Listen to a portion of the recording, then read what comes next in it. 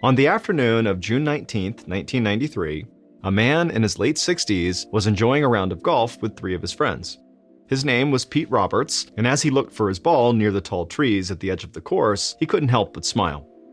An emerald green fairway was spread out in front of him, lined with trees and dotted with clear blue ponds. He thought it might be the most beautiful golf course he'd ever played on, and he could play on it as often as he liked, which came in handy because Pete actually was not very good at golf and wanted to improve his game. A few years ago, Pete and his wife Nancy had moved to Fairfield Glade in eastern Tennessee. It was advertised as a retirement community, but to them it felt like a vacation resort. There were hiking trails, tennis courts, and best of all, 5 world-class golf courses, all within walking distance from their house. They'd made lots of new friends, too. Fairfield Glade was full of people just like Pete and Nancy, folks who had worked hard throughout their entire lives, and now they just wanted to enjoy life and relax. Pete carefully lined up his club and prepared to take his shot. But as he stared down at his ball nestled in the grass, he started to feel lightheaded. He staggered a bit to regain his balance, and his friends saw that something was wrong with him. So they grabbed him by the arms and shoulders, making sure he didn't fall down, and then they guided him over to the golf cart so he could sit down. As Pete sat in the cart sipping on water, he wondered if maybe he'd just gotten too much sun. Fortunately, the dizziness spell passed after only a couple of minutes, and then they all headed back to the clubhouse. A few hours later, Pete was grilling steaks out on his deck. He and Nancy had some neighbors over for dinner, as they often did on Saturdays. Pete chatted with his friends as he flipped the steaks over one by one, until the dizziness returned. On top of that, his head was starting to ache, so he carefully made his way inside and took some aspirin. But it didn't make much of a difference. During dinner, Pete barely touched his food, and he was in such a fog that he struggled to make conversation. By the time everyone went home, Pete was really feeling rough, like every muscle in his body was aching. Nancy thought he might be coming down with some kind of flu, so she sent him off to bed in the hopes that he'd sleep it off. By the time Nancy got into their bed a couple of hours later, Pete was fast asleep, but she noticed his breathing sounded unusually deep and heavy. She considered waking him up to make sure he was okay, but decided it might be better to just let him rest. She turned off the light on her bedstand, made a mental note to call Pete's doctor first thing in the morning, and then she drifted off to sleep. Just before dawn, Nancy woke up and realized that Pete's side of the bed was empty. She got up and immediately noticed a crack of light under the bathroom door. She thought Pete must have been using the toilet, but she still wanted to make sure he was okay, so she knocked softly on the door and called for her husband. But Pete didn't answer. She knocked again and waited, but again there was no reply. Nancy started to worry. She turned the knob and saw the door was unlocked. But when she tried to open the door, she realized it was blocked by something inside the bathroom. Nancy could sense that something definitely was wrong here, so she pushed even harder, but still the door wouldn't budge. And so she shoved again and again with all of her might, and the door cracked open a few inches. She kept pushing, and finally she was able to squeeze her head through the opening, and when she looked down, she could see her husband had collapsed on the bathroom floor. Nancy's heart began to pound. She summoned more strength and forced the door open enough to wriggle her whole body inside. She grabbed Pete by the shoulders, screamed his name, and splashed water on his face. He seemed to be breathing, but no matter what she did, he just would not wake up. Nancy finally ran out of the bathroom to the phone and called 911. A short time later, a little after 6 in the morning, paramedics arrived on the scene and were immediately concerned. Pete had a high fever, a dangerously fast heart rate, and his skin had a bluish tint. The medics wasted no time. They loaded Pete into the ambulance and sped to the nearest hospital.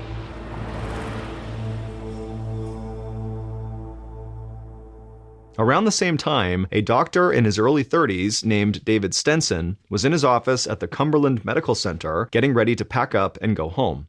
He had been assigned to work the overnight shift that weekend and was looking forward to grabbing a bite to eat on his way home before getting some well-earned sleep. But as he locked the door to his office, a nurse ran up and told him a new patient named Pete Roberts had arrived in the emergency room and needed Dr. Stenson's attention immediately. Dr. Stenson changed course and ran to the emergency room where he saw Pete getting rolled inside on a gurney. Dr. Stenson rushed over to examine him. Pete was still unconscious and his vital signs were at critical levels. His kidneys were failing and now he had fallen into a coma, so Dr. Stenson knew he had to act fast. The bluish tint to Pete's skin was a clear sign that his blood oxygen levels were dropping. Dr. Stenson decided that Pete needed to be put on a ventilator, which is a machine that pumps oxygen into a patient's lungs.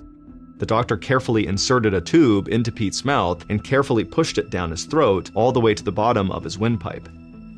Once the ventilator was powered up, Pete's condition immediately started to stabilize as oxygen flowed directly into his lungs. With that crisis averted, Dr. Stenson picked up a file folder and started reviewing Pete's medical history. As he flipped through the pages, Dr. Stenson couldn't see any underlying health issues that would make Pete this sick. Pete had always been a bit on the heavy side, but by and large, he was a healthy guy. There were no pre-existing conditions or red flags that the doctor could connect to Pete's current condition, but Dr. Stenson was determined to keep looking. 30 minutes later, the doctor was scanning x-rays of Pete's chest. His lungs looked like solid white blobs. This meant that they were full of fluid instead of air, which explained why Pete's oxygen levels were so low when he arrived. Dr. Stenson feared that the fluid meant Pete had a disease called spinal meningitis, which is a bacterial infection that spreads extremely fast along the spinal cord to the brain. It could kill Pete in less than 24 hours if it wasn't treated right away. Dr. Stenson rushed back to Pete's bedside. He was still unconscious, so the doctor and his team carefully rolled him onto his side. They pulled up the back of Pete's shirt, and the doctor slowly inserted a long syringe needle deep into Pete's lower back, all the way into his spinal cord. This procedure was called a spinal tap, and it enabled the doctor to extract fluid from Pete's spine so that it could be tested for meningitis or other conditions. If the fluid came out of Pete looking clear, that meant Pete did not have spinal meningitis. But if the fluid looked yellow and cloudy like lemonade, it was a sure sign Pete did have it. Dr. Stenson held his breath as he extracted the spinal fluid into the syringe. And when he looked at it, it was totally clear and had no color. The doctor let out a sigh of relief. Pete did not have spinal meningitis. But there was no time to relax. Pete was still in critical condition, and Dr. Stenson had to keep searching for answers. It wasn't until the afternoon, 8 hours after Pete's arrival, that a clue started to emerge. While Dr. Stenson reviewed the results of a blood test, he saw that Pete's white blood cell count was much lower than it should have been. The results surprised Dr. Stenson. Normally, white blood cell counts were elevated when someone was fighting an infection, but in rare cases, certain infections could also decrease someone's white blood cell count. That was helpful information, but Dr. Stenson still had no clue as to what was causing this infection. As the hours passed later into the evening, Dr. Stenson felt stumped and totally exhausted. He couldn't help but wonder if his hospital just was not equipped to deal with a case like Pete's. It had been over 24 hours since Dr. Stenson had last slept, but even though Pete was stable for now, Dr. Stenson didn't want to go home. So, a little after midnight, he kicked off his shoes, laid down on the couch in his office, and tried to get some rest. He hoped that once he got a little sleep, Pete's condition would start to make more sense to him. But when the doctor woke up early the next morning, things only got stranger. While grabbing a cup of coffee in the break room, Dr. Stenson learned from one of the nurses that another patient had just arrived in the emergency room. His name was Tom Parkin, and he also lived in Fairfield Glade, the retirement community where Pete was from. Tom was so sick that he could barely walk, and his symptoms were identical to Pete's. Tom's white blood cell count was low, and there was fluid building in his lungs.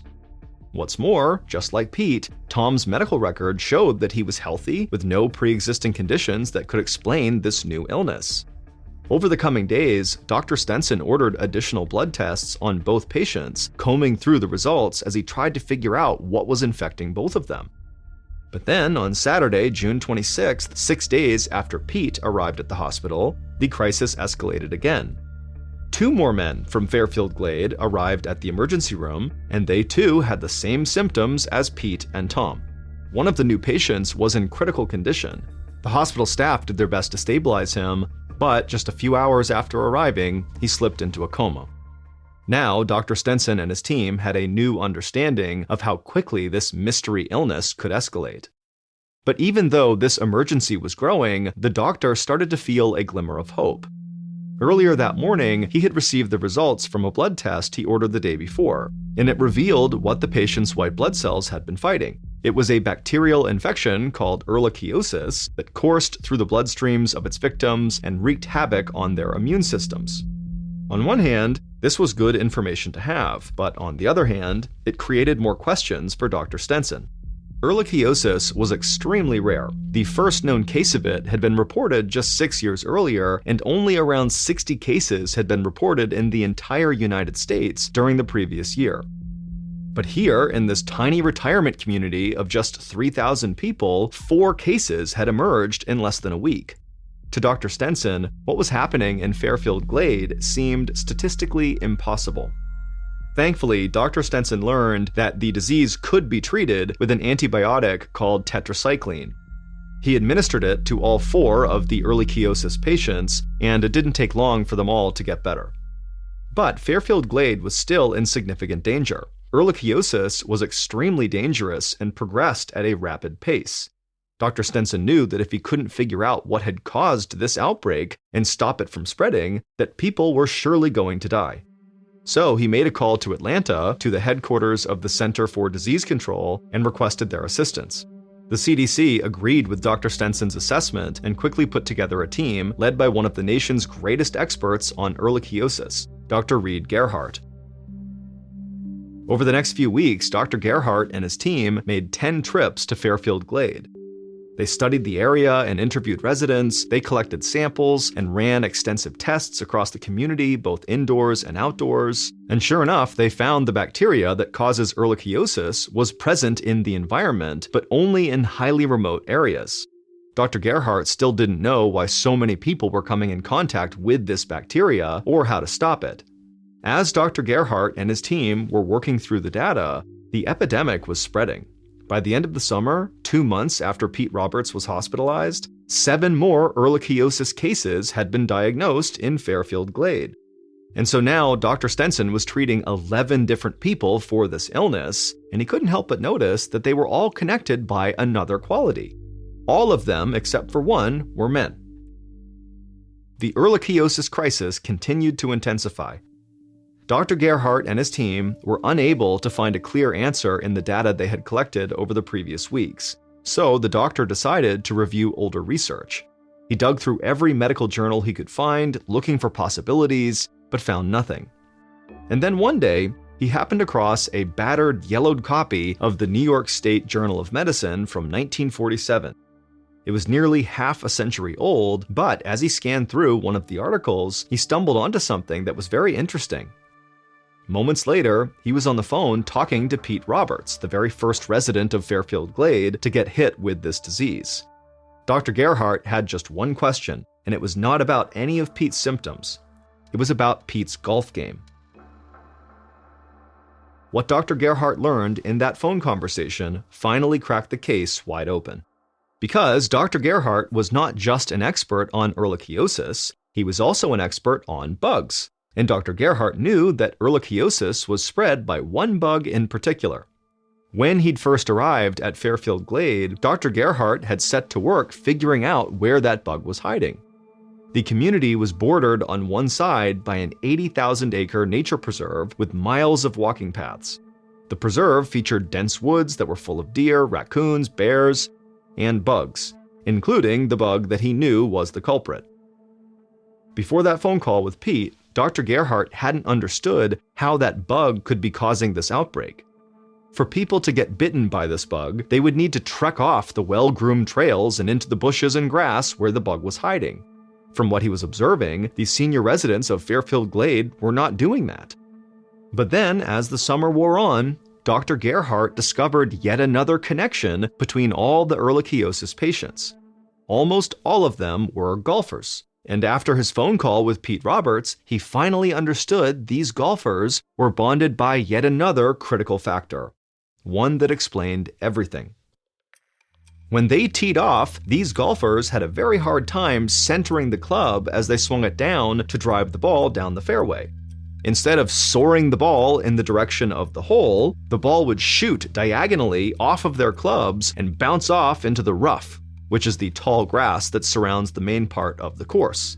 In warmer months, these golfers would often be wearing shorts, so when they marched into that tall grass to find their errant ball, their bare legs were easy prey for this bug that was lurking there. A bug called the Lone Star tick. This tick got its name because the adult ticks have a tiny white spot on their backs that's sort of shaped like a star. These ticks were very small, only 1 to 3 millimeters wide. They were so tiny, in fact, that the golfers felt nothing when the bugs bit down on their legs and started drinking their blood. But then it was too late. The ehrlichiosis bacteria the ticks were carrying entered the golfers' bloodstreams and started waging war on their immune systems. The 1947 journal article that Dr. Gerhardt found was written almost 40 years before the first known case of ehrlichiosis. But the article was relevant to the doctor because it talked about how other tick-borne illnesses were spread. What caught the doctor's attention was that the article concluded that tick-borne disease was a risk for golfers, but it was a much greater risk for bad golfers because they often would have to trek off into the rough. This was what the patients at the Cumberland Medical Center all had in common. Their golf scores were terrible, and all of them were spending way too much time out in the rough with the Lone Star tick. All 11 of Dr. Stenson's patients who were stricken with ehrlichiosis eventually recovered from their symptoms. With the cause of the infection now identified, Dr. Gerhardt set out to reduce the spread of the disease at Fairfield Glade. The number one prey of the ticks were the deer that resided in the surrounding nature preserve. So Dr. Gerhardt and his team developed a method of lacing corn with ivermectin, which is a drug that kills parasites. The deer that ate this corn were totally unaffected by the drug, but the ticks that drank the blood of those deer were all killed. Within months, the tick population in Fairfield Glade plummeted by 85%. Still, to this day, golfers at Fairfield Glade know to put on a healthy layer of bug spray before hitting the links, especially those with a weak game.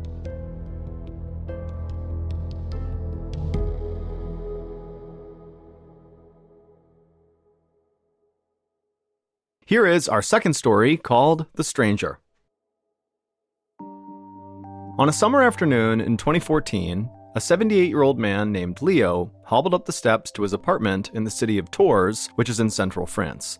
It was a humid day, and Leo was eager to get inside and take a nap. But the moment he opened his front door, something just felt wrong. Leo couldn't quite describe it. Everything in his apartment was exactly as he left it, but there was almost a presence in the place, like he wasn't alone. He called out, asking who was there, but nobody answered. He did have an adult daughter named Colette who lived nearby, and she did have a key, but he knew she would not come over without calling first. As quietly as possible, Leo picked up the cane that he left in an umbrella stand by the door. He raised it over his shoulders, ready to strike anyone who might lunge at him. And just the thought of doing that made his heart start to race. He was an old man. He could barely keep the cane from wobbling as he held it in the air, and so he wasn't sure how well he'd do defending himself against an intruder. Leo quietly reached down and put his hand on the entryway closet and quickly swung it open. But the closet looked undisturbed. Leo closed the door, then scanned the living room and kitchen, but they were empty too. And then when he went into his bedroom, it was still dark and totally untouched, and there was no one hiding behind the doors or under his bed. He told himself that he had to be alone, but somewhere in the back of his mind, he just didn't feel right. He just couldn't shake this feeling that there was somebody else in this apartment. Leo set his cane back into the umbrella stand, and then he headed to the bathroom to wash up, hoping that maybe some cold water on his face would get him to stop feeling so on edge. Leo opened the door, he flicked on the light, and then immediately he cried out in alarm. Because there, just a few feet away from him in the bathroom, was a grown man with cold eyes and a brooding look on his face. Leo stumbled backwards into the hallway with his back flat against the wall, and while he was there, he just stared at the stranger. He was old, with a weather-worn face and gnarled hands. His back was slightly curved, but Leo could tell from the man's wide shoulders that he still had a lot of strength left in him. "Who are you?" Leo stammered, but the stranger didn't say. Instead, he only promised not to hurt Leo. Leo could hear the sound of his own heart thumping in his ears. He knew there was a phone on the counter in the kitchen just a few feet away, and so he had to reach it. Slowly, Leo inched towards the phone, never taking his eyes off the strange man in the bathroom. But the stranger suddenly barked at Leo to stop, and Leo froze against the wall, his eyes still fixed on the stranger. The stranger begged Leo not to call the police, and at that moment, Leo saw a shift in the old man's eyes, from sort of cold to now pleading. And Leo started to get the feeling that whoever this guy was, he really didn't mean any harm. Maybe he just got lost and was confused about how he got here or where he was supposed to be. So Leo decided he would not call the police. He tried to coax the stranger out of the bathroom by inviting him into the living room, but Leo could immediately see a spike of panic in the old man's eyes. He kept saying, no, I'm fine right here, I'm fine right here. So Leo told him, okay, that's fine, don't worry about it. Leo just wanted to keep the stranger calm while he figured out what was even going on here. And so with his eyes on the stranger, Leo slowly continued backing his way down the hallway with his back to the wall, and as he did, he felt around with his lead hand until his hands found one of the lightweight wooden chairs in the kitchen. He grabbed it, again his eyes still fixed on the stranger, and then he dragged the chair back down the hallway until it was in front of the bathroom, and then he put the chair right down in front of the door, and then he looked at the stranger who was in the bathroom, and he told him to take a seat on the closed toilet lid. And to Leo's relief, right as Leo sat down, the stranger did too, and so suddenly the whole situation felt much more diffused. Leo then asked the stranger a few questions, like how long he lived in tours and whether he had a career when he was younger. And to Leo's surprise, the man opened up, telling Leo all about his childhood and his love of cooking. Leo told the man that he too liked to cook, and right away the stranger's eyes lit up. He launched into an explanation of all of his favorite recipes, telling Leo about his special tricks to get each one just right. Leo had to admit that he actually found talking to this old man very pleasant. For a moment, he almost forgot that this man had broken into his apartment. Then, a loud car horn sounded outside the window, snapping Leo to his senses. He realized the afternoon was growing late, and he really needed to get this stranger out of the apartment and back to wherever he belonged. He asked the stranger if anybody was expecting him for dinner that night. But for the first time, the stranger just didn't respond. His eyes filled with sorrow. Finally, he admitted to Leo that no, he and his wife had long since divorced, and nobody expected him for dinner these days. Leo frowned. He knew how the man felt. His own daughter was grown up and out of the house. It got lonely cooking for one so often. Leo sighed, and against his better judgment, he actually asked the stranger if he'd like to stay for dinner. And right away, the stranger's face brightened, and he said, yes, I'd love to, and he thanked Leo repeatedly. And then Leo asked if he'd like to help make dinner, since he loved cooking so much. But the stranger became agitated and repeated that, I really feel more comfortable in the bathroom, so I'm going to stay here. Leo said, okay, yeah, no big deal, that's fine, you can stay here. But secretly, Leo felt very unsettled by this. Why didn't he want to leave the bathroom? It didn't make any sense. Is this guy really okay? Is he mentally unwell? Like, what's going on here? And it was at this point that the reality of the situation that Leo was in really came back to him. There is a stranger who broke into your house who will not leave the bathroom. And Leo had no idea what the stranger was even capable of, and he's just now invited him to dinner. But without much else to do, Leo simply said, okay, I'm gonna go make dinner now, and he left the hallway and headed to the kitchen, and he busied himself making a brie and tomato tart, but the whole time he never allowed himself to fully turn his back to the bathroom. He wanted to make sure at all times he at least had some line of sight on where the stranger was. But the whole time Leo was in the kitchen staring at the bathroom, the stranger never left the bathroom. He couldn't even see the stranger anymore. And then anytime Leo walked over to the bathroom and peeked his head in, he would see the stranger just standing there next to the sink, not doing anything.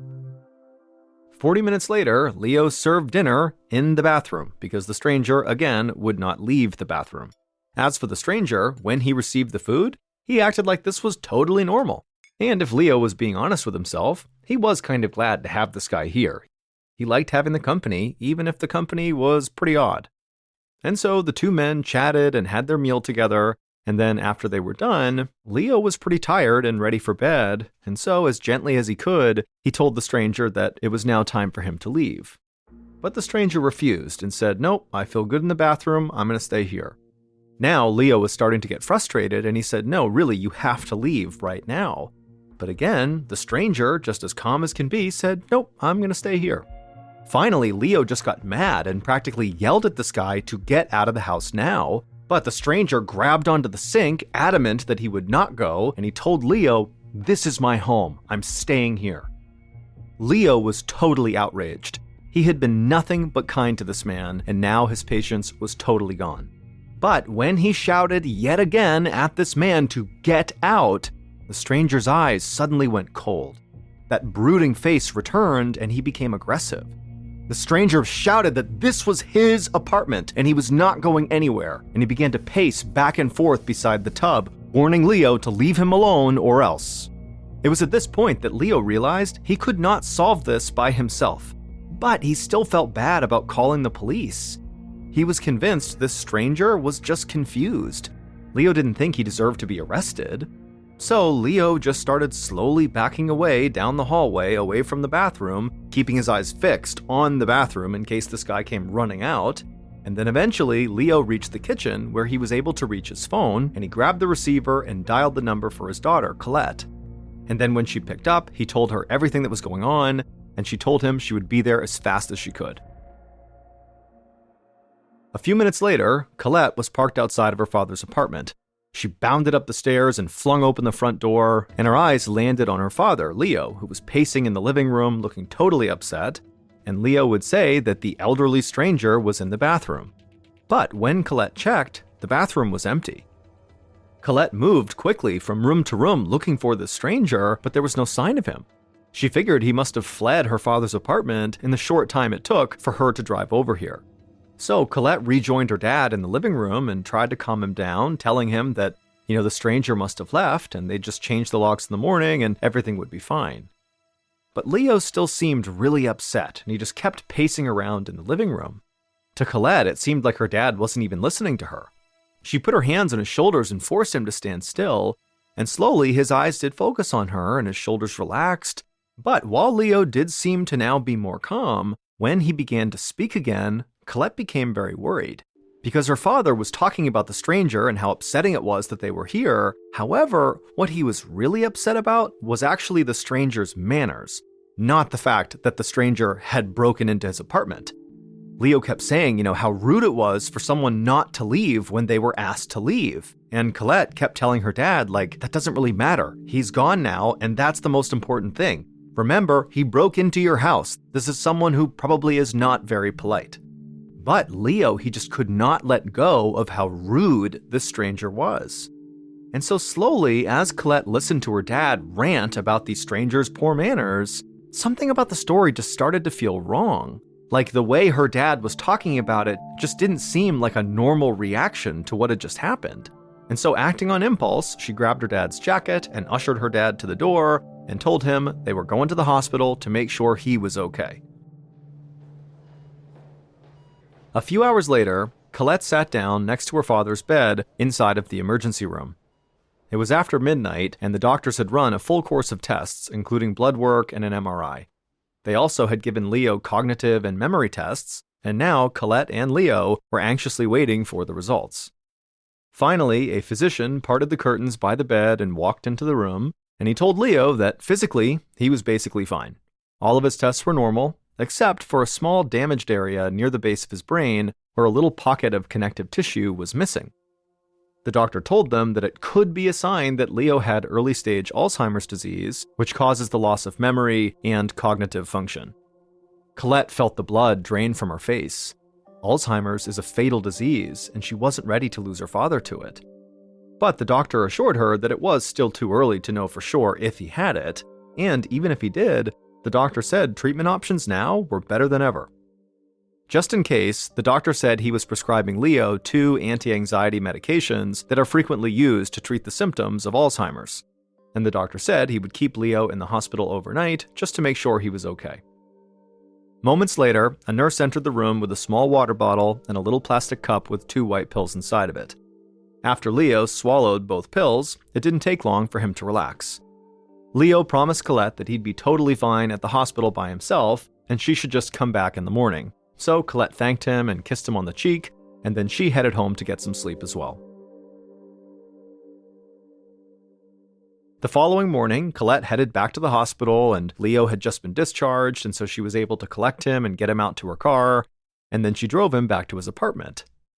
And when they got to the door and they opened it up, Leo very cautiously stepped inside, and for a second he tried to see if he had that same feeling he got the day before, when he felt like there was somebody in the apartment, and sure enough there was. But as Leo stood there right now, he didn't get that feeling. The apartment felt empty. But Leo still felt like he just had to check the bathroom. And so with Colette right behind him, Leo slowly made his way to the bathroom. He opened up the door, he looked inside, and he sighed with relief. The stranger was gone. A few days later, when Colette and Leo returned to the hospital for a follow-up visit, when they went into the exam room, the doctor came in and told Leo that he had some news.